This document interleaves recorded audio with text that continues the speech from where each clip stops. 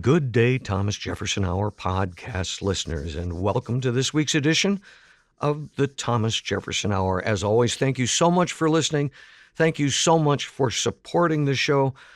This week, I was nowhere to be found. I was off doing a presentation, an educational presentation, but you and Lindsay persevered. You soldiered on and gave us a pretty interesting conversation. Well, if you'd been there, of course, and we missed you, you would have said, "No, wait a minute, the two of you, back down. Let's keep it civil here." We didn't disagree much, although we disagreed a little, but we took seriously the idea of what we would say to President Biden had we been called in with other historians, much more eminent than I am, certainly, to give him advice. So if I've had some encounters with presidents in the course of my life, and Supreme Court justices and governors and legislators. And, these are rare opportunities where you get to speak your mind. So I ask everyone who listens to this program, what would you have said to President Biden, or for that matter, President Reagan or Trump or Clinton or Bush, had you been called in at some point to assess the mood of the country and to try to help us understand how history can enlighten us or provide clarification or provide context for whatever situation the country happens to find itself in at that moment. And it was a really interesting experiment. I think that we should go to the show because I think it speaks for itself. But I was very pleased to have this opportunity. And, I would be thrilled if a week or 3 weeks from now, someone from the White House called and said, "Hey, would you and Lindsay come on over? We'll serve you some lobster bisque." Very good. Shall we go to that conversation now, sir? Let's do. And thanks, everyone, for supporting the program. Go to jeffersonhour.com for details on a range of subjects. Good day, citizens, and welcome to this week's edition of the Thomas Jefferson Hour. This week, a special one-on-one conversation between Clay Jenkinson and Lindsay Chervinsky. I was away and the two of you talked, and you picked a subject which I found pretty interesting, and that was based around the current president's request for contemporary historians to come in and meet with him. That's kind of unusual, isn't it? It is a little bit. Some presidents do it and others don't. I'm told that President Trump, for example, never invited a historian of any sort to come talk with him during his 4 years as president. But Barack Obama did some of this, and Bill Clinton even more. And Joe Biden, I think, facing a national crisis that none of his predecessors faced, which is the future and survival of the American constitutional system, has been consulting John Meacham, the distinguished historian who is also a Jefferson biographer, and others, including Doris Kearns Goodwin, throughout his first 2 years as president. But in this case, he called in a number of historians together to the White House as a kind of a seminar on how things stand in 2022 and whether we are likely to survive this strange crisis we find ourselves in. Well, you had some things to say both to our current president and some things to say about our previous president. Shall we go to the conversation now, sir? We should, David, but just this brief disclaimer. Lindsay and I decided we would take this very seriously.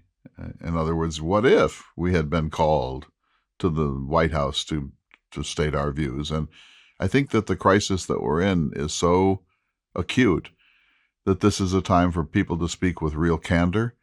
And so some of our viewers may disagree with what we say, but it's not what we say that's so important. It's the idea of all of us trying to process this moment in American history. So with that preface, let's listen to part of the conversation. Very good, sir. Hello, everyone. I'm Clay Jenkinson, and welcome to this special edition of the Thomas Jefferson Hour, Listening to America. Today, a conversation with our good friend, Dr. Lindsay Chervinsky, an American historian. Lindsay, as you know, President Biden recently invited a number of prominent historians to come to the White House, including Michael Beschloss, but others, to try to give him historical grounding about this sort of situation that we're in. How grave is this? How did this happen? How does it measure up against other critical moments in American history? How might this resolve itself and so on. We weren't there. But I thought we could really have an interesting conversation today as if we sort of imagined that we were there. And so we'll go back and forth, but I'm going to sort of ask you what I think would have been said. Dr. Chervinsky, you're an expert in American history, particularly the early national period.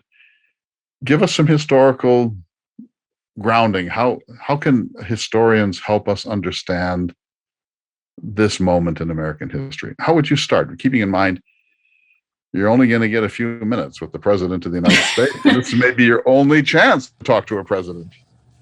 Yeah, if that. Well, first I should say I was delighted to see that this meeting happened because, and it's the second one actually, that President Biden has convened with a group of historians. And there are several on the list that if I were making my own group of historians as advisors, I would have selected myself. And in particular, I was thrilled to see that he invited Anne Applebaum because I think she's unbelievably brilliant, and especially when it comes to matters of authoritarianism and the decline of democracy.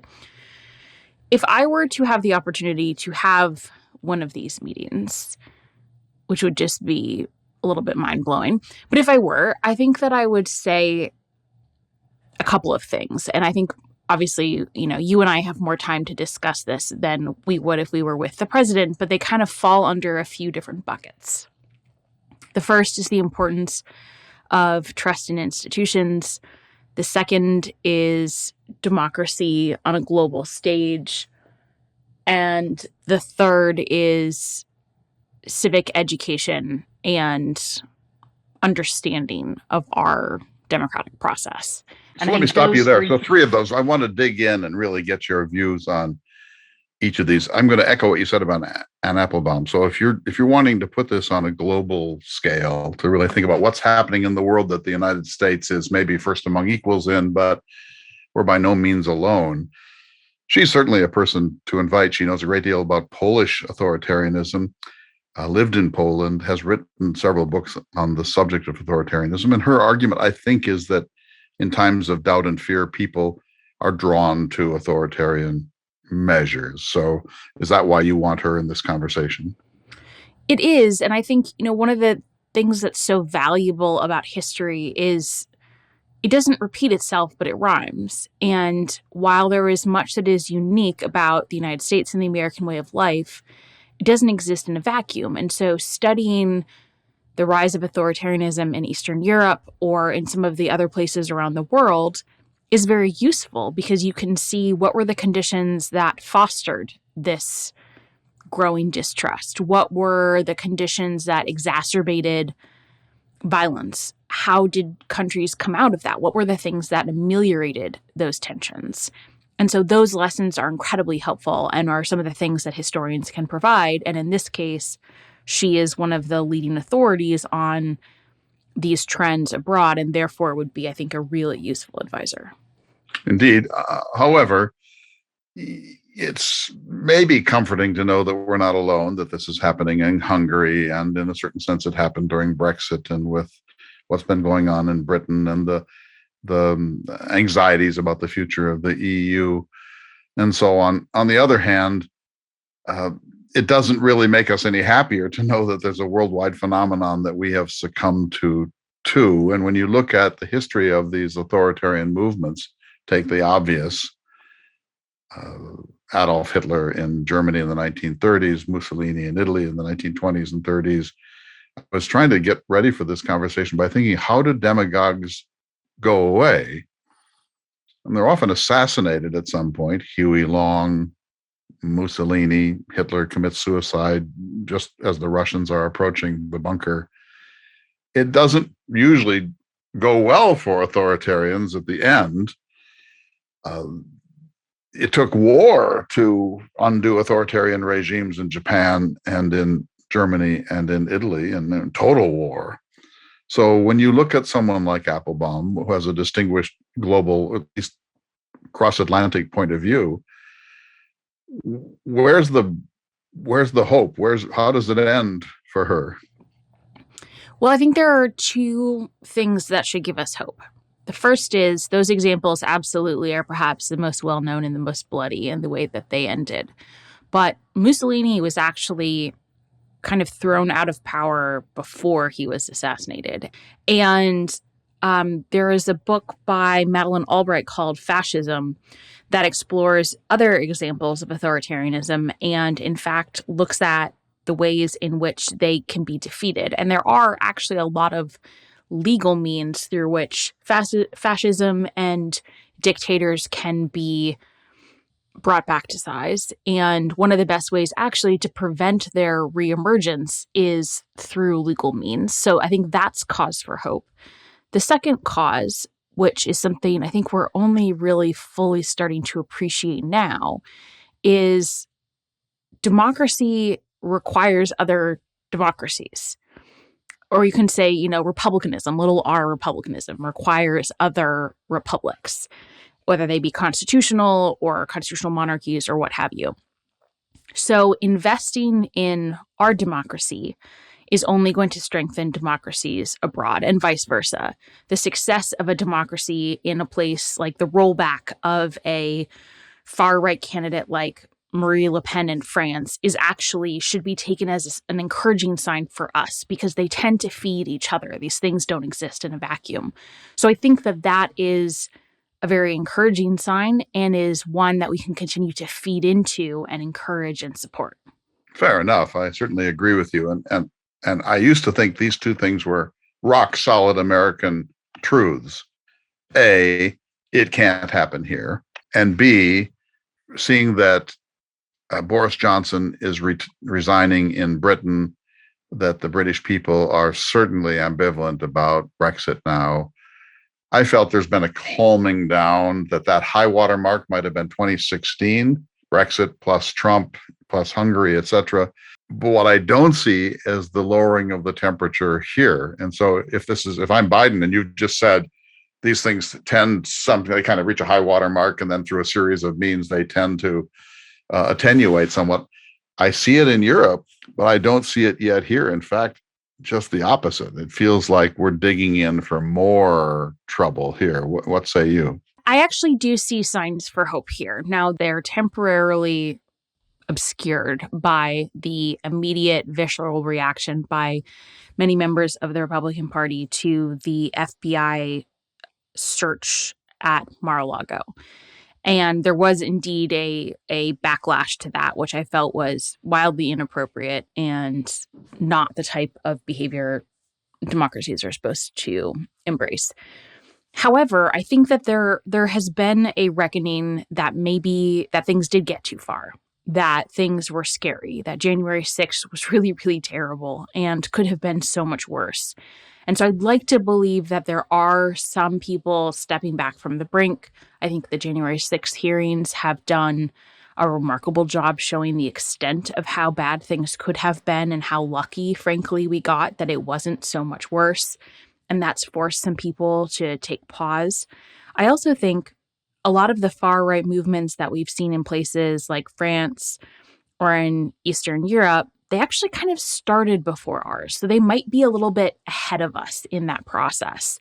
And I think actually one of the most compelling elements is the fact that when January 6th happened here, the rest of the world was like, what is going on? And I've said this before, and people have accused me of being, an American exceptionalist, thinking that everyone cares about the United States.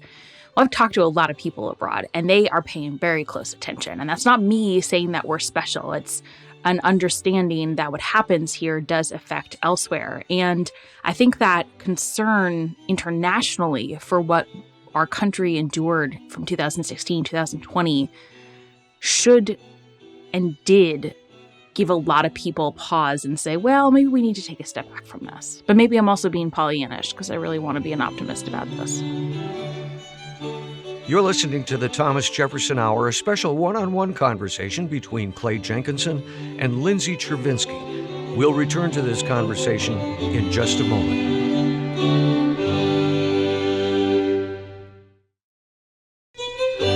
Welcome back to the Thomas Jefferson Hour. This week, a conversation about presidential historians between Clay Jenkinson and Lindsay Chervinsky. So far, if I'm President Biden and I'm a really good listener, I say, oh, Lindsay, Dr. Chervinsky, You've said this is a global phenomenon, and there's some evidence that it's diminishing, that it's reached its high water mark. And so there may be some less bad news or some good news on the horizon. And you said, you've urged me to play the long game, that this is not about the next 6 months. Maybe it's not even about the next 2 years. We're talking about a slow recovery of American norms. Thank you, Dr. Chervinsky. Mr. Jenkinson, you're no Chervinsky, but what's your view? And here I'd say two things right off the top. Number one, and I want to ask you this question, Lindsay. So as I thought about this the other night, I thought, here's what I would want to say to President Biden. We've had some other really tough moments. Take the election of 1800, where both sides announced that they might invade Washington, D.C. with troops. Monroe from Virginia, Federalists from the North, where the country waited for 36 ballots before the Federalists finally gave up and made Jefferson president, etc. That the vitriol of those times was every bit as vicious as ours, maybe in better English. And if you take Joanne Freeman's work seriously, in the run-up from, say, the Burr, well, starting in 1798, Lyons and Griswold on the floor of Congress, all the way up to the Civil War, there are duels and canings and beatings and spittings and near duels a lot. So this isn't our first rodeo. And the country tends to lurch on, to stumble on, to the temperature does eventually come down. The norms do get reestablished. I want to tell him that. But I say this, Lindsay, I'm not certain it's true any longer. I mean, in other words, I want to believe that this is something that happens from time to time. Democracies may be susceptible to it, but we tend to get through them and then to reestablish something like civility. But I have real doubts about this, don't you? Yeah, I do. I mean, I think I didn't have doubts about it until January 6th. I thought that we would find a way to defeat the threat at the ballot box and then move forward. And there was even a minute after January 6th where I thought, okay, this was bad enough to shock the system. And there will be a moment of reckoning. People will come together. And that lasted about 36 hours. I don't know if we need another catastrophic moment. I'm not hoping for it by any stretch. We have lived through moments of incredible political violence. The 1960s were one where there were assassinations all the time of major public figures. So I'm certainly not hoping for any of that. And I hope no one thinks that that's what I am saying. I would like to believe that you and I are just too deep in the weeds to see how we get out. Historians are notoriously very terrible future predictors. We're really good with the past, not so good with what comes next. But this is unprecedented. And even, during the Civil War, even during the Great Depression, when there was actually a fairly significant threat of fascism, there was never an attempt to overthrow the electoral process. And the Civil War was really bad, but actually what was happening was the Southerners were just trying to leave. They accepted the outcome of the election, and they didn't like it, which is, bad for another reason. So yeah, it is unprecedented. It's a whole new scenario, and I don't envy President Biden for any reason, because it's just a really hard job under the best of circumstances, let alone under these ones. And we have to just acknowledge, to put on the table, don't we, Lindsay, that this is the moment of tension in America that is dominated by the AR-15. In other words, we have an unprecedented weapon, and that is increasingly used by the disaffected to go into the public square and to seek vengeance. So it's one thing for Griswold and Lyon to be taking tongs from the fireplace and canes and beating each other up with it. Not that that's ever okay, or spitting at each other. But we're now living in the age of the AR-15. And I think that is a difference in not just in volume, but in kind. In other words, that this is an extremely vulnerable moment, because we now have a mass killing machine owned by people that are your neighbors and mine. Yes, there's a historian named Kathleen Belew who studies white supremacist militias. That's what her work is on. And she wrote a book called Bring the War Home. She recently said, I think it was on Twitter, that everyone was commenting about some of the reactions to the FBI search, and they were saying, it seems like people are preparing for civil war. And she said, yes, and they have all the guns. I'm going to make my second proposition, then I want to go to institutional trust and civic education. But my second proposition would be, I'm sorry, Mr. Biden, you're not going to like what I'm about to say. And Lindsay here might not like it either.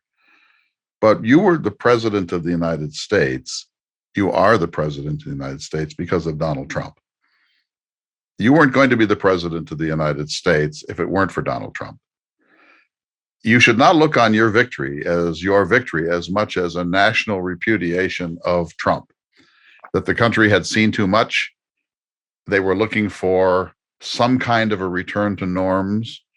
You're a decent man and a good man, and many people like you because you're just a good and decent fellow. And you do have a reputation for working across the aisle and being genial and so on.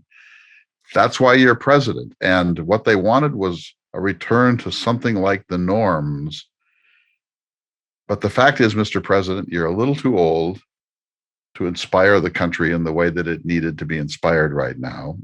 No fault of yours, but it's simply true, sir. And you needed to be as centrist as possible so that people couldn't demonize you as a socialist and controlled by the left and so on. I know you've had to struggle with the left, but if you had been able, if you had more gas in the tank, and if you had been able to be a sort of Bill Clinton-esque centrist, just returning to norms, we're going to hold off on some of these bigger things. Let's just get the country back to something like a lower temperature and even keel. You might have been able to be a crossover figure. But now, sir, I would urge you in the strongest terms, and I have deep respect for you. I think you saved the country, frankly. But I would like you to announce that you're not running for a second term. And I would like us to find a young, vigorous person who can realize that the country is more conservative than the liberals think and more liberal than the conservatives think. And that's what's going to win something like a consensus. But we're never going to have a consensus if we continue to allow the country to be as polarized as it is. And you have, in some sense, lent yourself to polarizing legislative policy, especially on questions of spending. I don't expect you to respond, Mr. President, but you're asked for historians, and that's my view.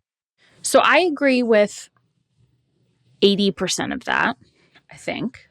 I think Biden, one of the reasons that Democrats' prospects have increased in the last couple of months is that he's been pretty quiet.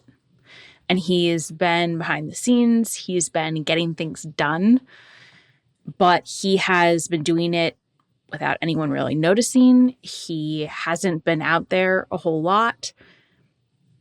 That's great. The bills that they have passed have generally been incredibly popular, whether they're actually bipartisan in vote or just the measures themselves in terms of polling. So I think that's all really good. Say, take Medicare relief on prescriptions and so on. These are highly popular things. Republicans are against them for no rational reason.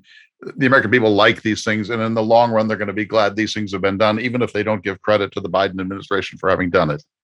I think it's unfortunate that they weren't done in this way last summer. I think last summer, when there was a lot of grappling over Build Back Better and the infrastructure bill, it damaged him in a way that he hasn't been able to recover from. Now, I don't totally blame him for that, and I think that there was some real bad faith negotiations on the part of people like Manchin and some of the more centrist people.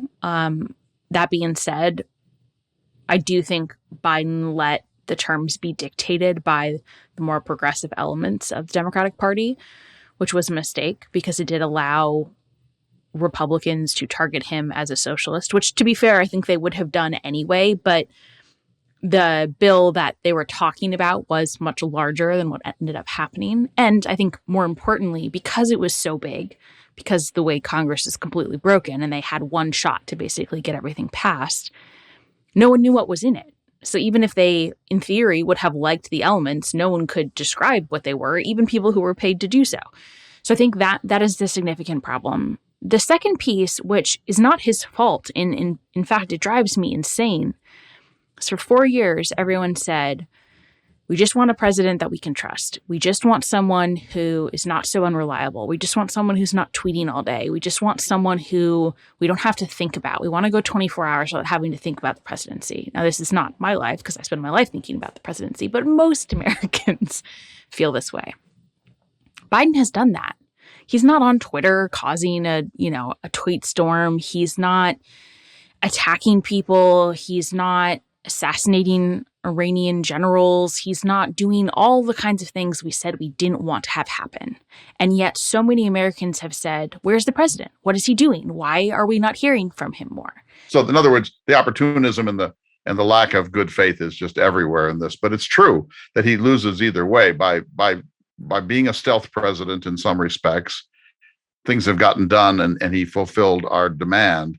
At the same time, people are saying we want a visible national leader here, and we're not seeing that person. And when he is speaking, he doesn't sing the song of America the way Ronald Reagan could, or JFK could, or Bill Clinton could. Well, and he doesn't inspire the same sort of fervor that people like Obama did, which I think in a lot of ways is actually what made him so appealing in 2016, because he was so calm, because he wasn't this huge figure. A lot of people felt like, yes, this is the right person. Listening to a special edition of the Thomas Jefferson Hour with my favorite guest, Dr. Lindsay Chervinsky. Really excited about this conversation, Lindsay. And I just love that we're being reasonable, I think, and certainly dispassionate. I have no dog in the fight on the party system in this conversation. What I want is America to recover. McCain said in that famous vote where he turned his thumb upside down on the health care bill, we need to return to regular order. And I think we have in many respects, but I don't think that's caught up with the country. And here's my question before we turn to round two. I think Liz Cheney gets her wish. I think that Donald Trump cannot be reelected to the presidency, that he has alienated enough people in the middle. His diehard will stay with him, but I think much of the country has serious Trump fatigue.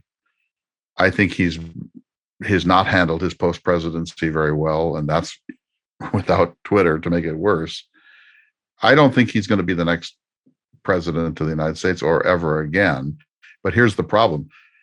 Whatever was unleashed from Newt Gingrich on to Donald Trump is not going away. The Trumpites are ardently hoping that he will recover and go back to the presidency. But I think if he doesn't, they are still filled with all the rage they've been filled with, and maybe more, because they're going to think that the deep state did take him out. Yes or no? He's not going to be the next president. I agree that he's not going to be the next president. I don't totally yet know the reason why. I think there are a lot of different possibilities. I think that he is too damaged in a lot of different ways. And there are clearly people chomping at the bit to take his place that are going to be more than happy to push him under the bus when the time comes. I do worry about the forces that have always been there. We should absolutely articulate that these forces are not new in American history. But he gave them voice. He gave them a bullhorn. He made them socially acceptable.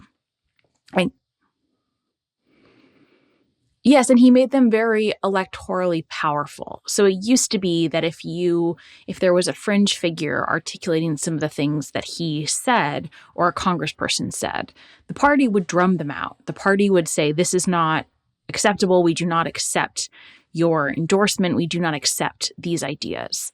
The party is now completely enthralled to those things because they're afraid of losing that electoral support. Of the constituents are, if anything, more stirred up than ever. And they are. Yes, the base is even dragging. Donald Trump is hostage to the Trumpites now. He really is. And you can see that in terms of his vaccine position. At times, he's tried to say, this was my great success, because his administration did do a lot to help the process move along quickly and to get vaccines developed in record speed. And the base booed him and he never brought it up again. And so that does worry me. And I do think that that will require sustained losses by some of these more radical figures, such that the party has to really seriously undergo transformation. I think that under different, I think if McCarthy had not gone to Mar-a-Lago after the election, I think if Lindsey Graham had said, no, we're done with this guy, I meant it when I said it. I think if every one of the major Republican voices who were appalled by January 6th had stayed the course and said, this is just not okay for this country, that we might have been done with this conversation sooner, but they didn't. They succumbed. And now 8 of the 10 impeachment people in the House of Representatives have been removed one way or another. Only 2 survived. Let's go to round 2. I'm President Biden. I'm back. I've listened to Michael Beschloss and John Meacham. I'm blah blah blah blah blah blah. You know, they always are high-minded, great people. But I don't really want to hear too much about 1860 right now or 1932. So, Lindsay, you said 3 things. One was a global stage.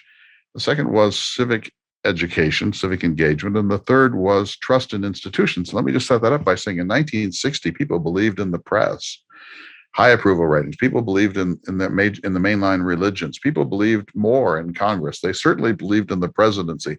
They absolutely believed in the FBI and the Justice Department. They believed in the Supreme Court.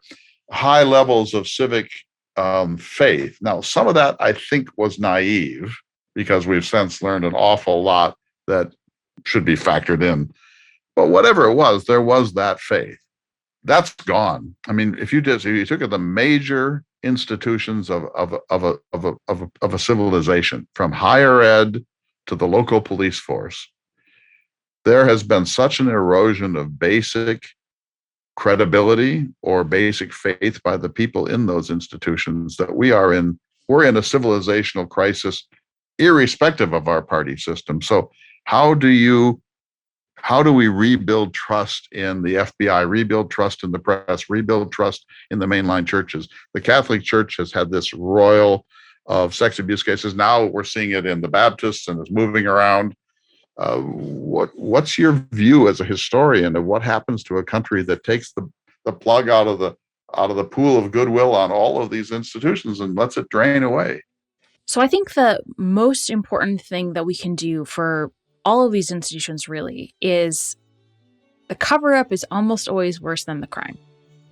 And so, for example, with the church scandals, obviously they're horrible. And in this case, the crime is so appalling that metaphor doesn't really hold true. But what has eroded the trust is not necessarily even that there were bad actors, because I think that humans have the ability to have enough complex thinking that they can understand that an institution might still be good even if there are bad actors in it. It's the institution's attempt to protect the bad actors, thinking that it will sully their image. That's the mistake. We need to take a short break, but we'll return to this conversation in just a moment. You're listening to The Thomas Jefferson Hour. Welcome back to the Thomas Jefferson Hour and our conversation this week about presidential historians, featuring Clay Jenkinson and Lindsay Chervinsky. I repeat my view that comes out of the world of Jefferson, who had a chance to invest in Western lands, but didn't, because he said, I may at some point be adjudicating public policy on Western lands. I think of Theodore Roosevelt, who believed that, he said, if you want to be the president of the United States, you have to be holier than Caesar's wife. You can't give any blemish of scandal. You can't hand your enemies a club with which to beat you. And if ever 2 people handed their enemies a lot of clubs, it's Bill and Hillary Clinton. And I want to say, Anthony Weiner, I don't feel as much sympathy for you as I should. You probably cost the election. That whole episode and the computer that they got late in the game, and then Comey felt he had to announce it, because if he didn't announce it, the Republicans would crucify him after the election. All right. So if I'm Biden, I hear you. I don't know how we're going to rebuild public trust, because Merrick Garland's in a no-win situation. If he doesn't indict Donald Trump over clear violations of the Espionage Act, then what is justice? If he does, it only makes the case that the deep state is trying to destroy Donald Trump. I mean, it seems to me he had his hands tied. They tried and tried and tried to get the documents returned. They didn't get them returned. They went to pick them up. Now this is going to become the flashpoint that could reelect Donald Trump. It certainly reinvigorated his somewhat dying place in American public life. So let's go to the third, civic engagement, civic virtue. Can I just say one other element about that? So I think that this is especially a place where the long game is so important because, yes, in the short term, it might boost Trump. But in the long term, if he was able to get away with absolutely zero legal accountability, that would be, I think, fatal to certain institutions. And so my hope is, I actually saw a news report just this morning that Biden is convening a new task force with a lot of local officials, state officials, national officials in institutions like the DOJ and the FBI to look at some of these threats to violence that we've been talking about as a way to sort of build trust in the institution and help them combat these threats. And I'm glad that those conversations are happening because I think part of the problem is these things have been so siloed and they are often allowed to sort of pick at each other. And so if there is a task force, I'm hopeful that that sort of long-term vision of restoring some of these things can be a part of that conversation. It's so interesting to me that the ignorance of the American people. When I was getting ready for the Supreme Court, I was looking up statistics, and you don't have to watch the Tonight Show to know this is true. 30% of one group of respondents thought that Judge Judy was on the Supreme Court. I mean, we're doomed, right? I mean, there is people don't know how a bill becomes law. They don't know what the filibuster is. They don't know what cloture is. They don't know what reconciliation is in Congress. They don't even know that a bill has to be passed by both houses of Congress. There is such profound indifference / ignorance about our civics that it's hard to believe the American people can be called upon to understand what's at stake. And that makes them susceptible to the demagoguery from both sides. What do we do about this? Because I'm a generation older than you. When I went to school, it was right at the end of teaching civics in our schools. Now it's essentially gone. And the average person graduates from high school or even from college without knowing much about how a republic works or how any democracy works. Yeah, it's terrifying. I think there's a significant portion of the American people don't know what the three branches of government are. So I have a lot of ideas in this. And I think a lot of them are small, but could have a long-term ripple effect. I think that we as a nation need to invest in local news. One of the problems that we have is that people don't know where to get trusted sources. And it used to be that local news was really trusted. Now, of course, local newspapers are not profitable. So I think that there could be something like the National Endowment of the Humanities, but for local newspapers. So why not try and invest in having some local sources with people who are in the community, who can speak to their neighbors, who are faces that people can get to know. So that's idea number one.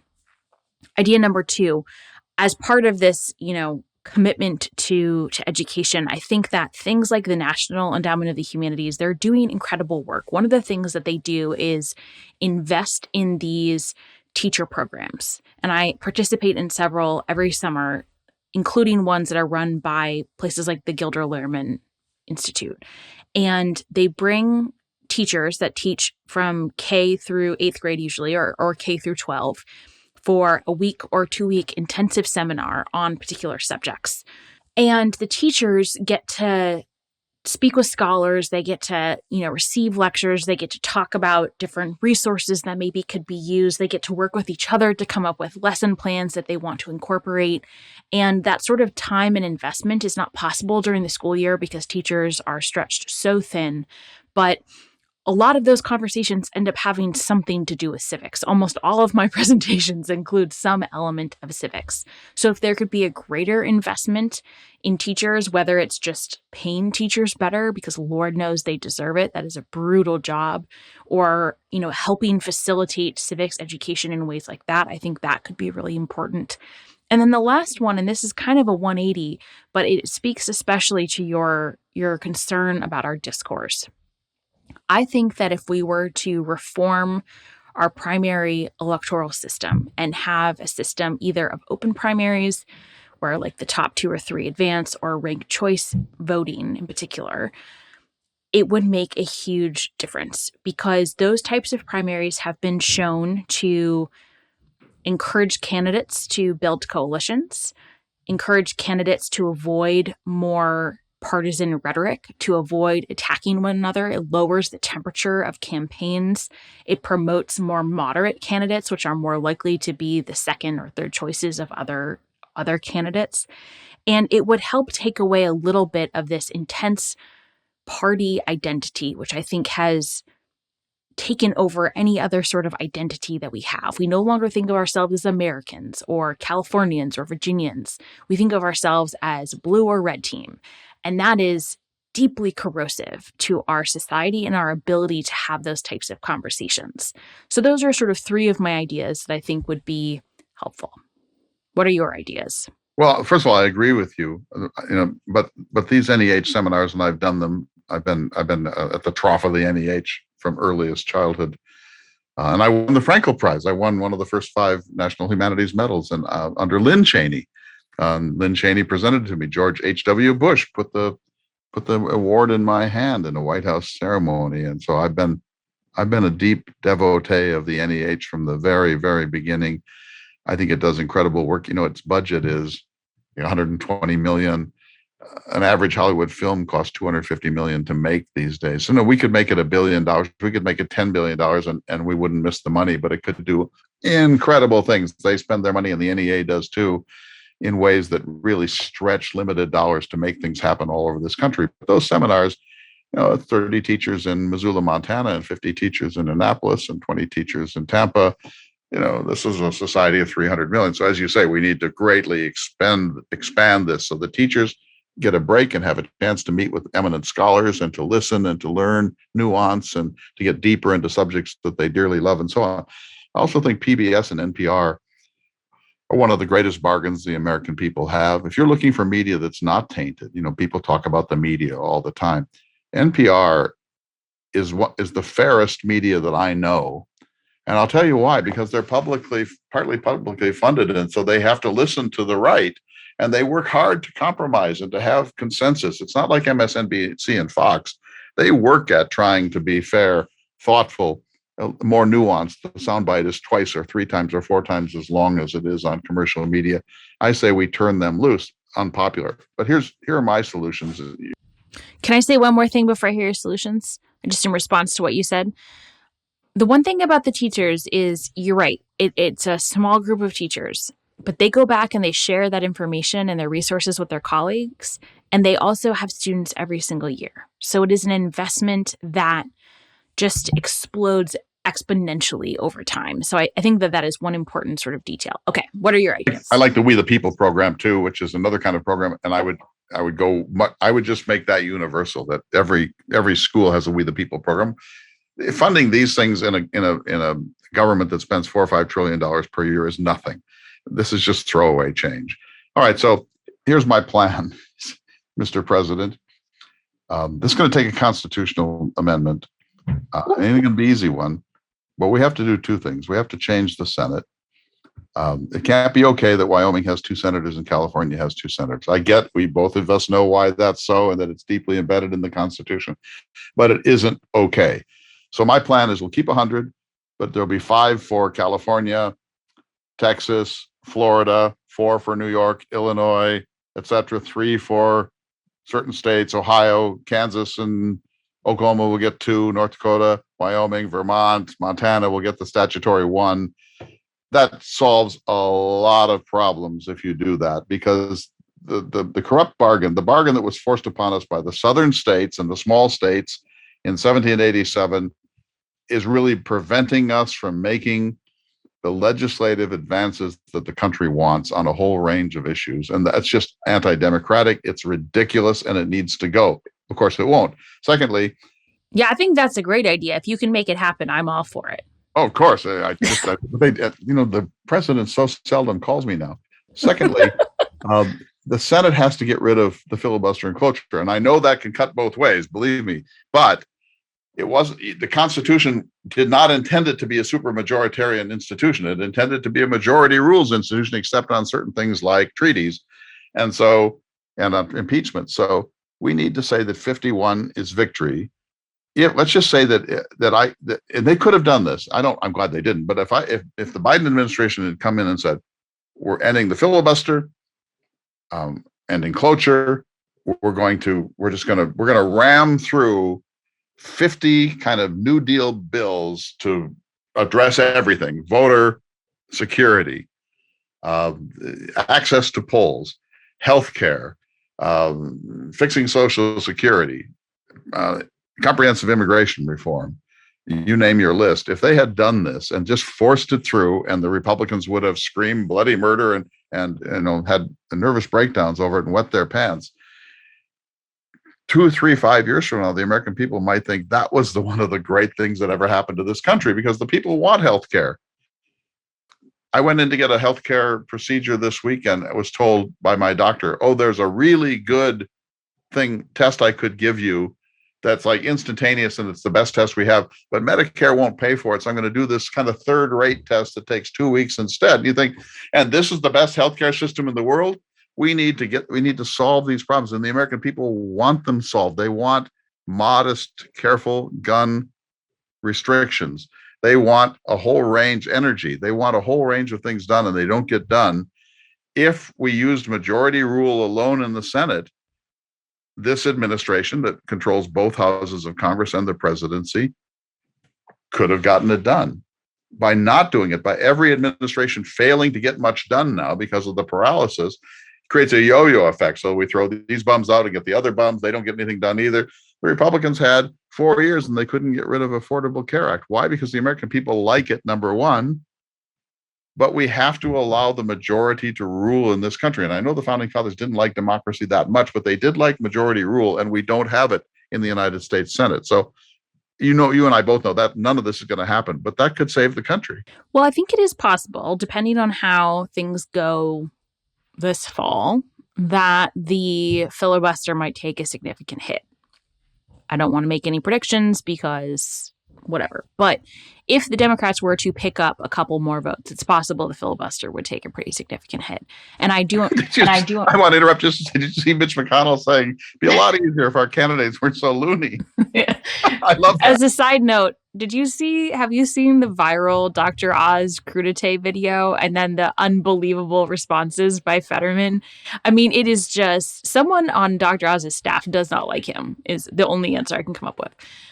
And you're right, it would cut both ways. But what that means is that if it was unpopular, if the American people didn't like those measures, then that party would be voted out. And when the next party came in, they would have the opportunity to overturn it. Or if it's popular, they wouldn't do so. And your example is a great one of healthcare. Is the Republicans couldn't overturn the ACA because it was popular, even though they really wanted to. And so I think that we do need to bring things back to popular will. I agree with you that it's essential. I agree with you that there would actually be more governing stability if Congress could pass things, but instead everyone just hates government and thinks it doesn't work because of all of these roadblocks that have been put up. And it does work if it's actually allowed to work the way that it was designed. Exactly. In other words, the founding fathers designed a system that can work. Yeah. Even with the 2 senators. Oops. Yeah. You're still there. Even with the 2 senators per state. But by forcing supermajorities on us, and the states that hold back reasonable progressive legislation like comprehensive healthcare access for all Americans, comprehensive immigration reform, the things that hold that back are states like mine, these red rural states that have low populations. And, the North Dakota is so far from the Mexican border that we don't know the first thing about how to think about this. This is not okay. We need that reform. And the last one I would do in my trifecta of reforms is the Lindsay Chervinsky plan of the 18-year term for Supreme Court justices. Each president gets 2 nominations. I love this plan. So those 3 things, look, they'll save America, it seems to me. And the fact is, you and I both know we can't get there from here. You think maybe on the filibuster. we can't get there from here because we are so locked in. And one of the problems is the ridiculously reverent conservative attitude Americans have towards the Constitution, as if it's the be all and the end all. Every founding father, including your man Washington, thought it's okay for now. But nobody thought that this was a permanent recipe for American self-governance. Yeah, we got complacent. We got comfortable thinking that it was always going to last and we didn't have to continue to fight to uphold it. Do you think this is valuable, this conversation? I certainly think so. I mean, I hope so. I don't know. I mean, I guess we'll see what listeners think. I find it very thought-provoking to think through these big questions because they're not the type of big questions that one usually tackles in our writing or in our sort of day-to-day work. And they're hard. They're supposed to be hard. If they weren't hard questions, then someone else would have already come up with a solution and fixed these problems. But they're big problems and they require a lot of different sets of eyeballs on them, and they certainly require discussion. You've brought a wonderful sense of insight and clarity and playfulness to this. Thank you for your good humor. I think every listener to the Jefferson Hour is glad that you're part of our mix. Let's keep talking, and maybe someone somewhere will send our tape to the president and he'll give us a call and we'll go to the White House, steal soap, and tell him what we really think. We'll see you all next week for another important edition of the Thomas Jefferson Hour. The Thomas Jefferson Hour is brought to you each week by Dakota Sky Education. The program is distributed nationally by Prairie Public. President Thomas Jefferson lived from 1743 to 1826, and this program presents his views. President Jefferson is portrayed by the award-winning humanities scholar and author Clay S. Jenkinson. To obtain a copy of this or any show for a $12 donation, please call 701-575-0727. This program is also available online at jeffersonhour.com and on Apple Podcasts. If you'd like to correspond with President Jefferson or submit a question for him to answer on the program, please visit the website at jeffersonhour.com. The Thomas Jefferson Hour is produced at Makoche Recording Studios in Bismarck, North Dakota. Bach Cello Suite No. 3 in C Major by Stephen Swinford. Thank you for listening. Please tune in again next week for another thought-provoking, historically accurate program, Through the Eyes of Thomas Jefferson.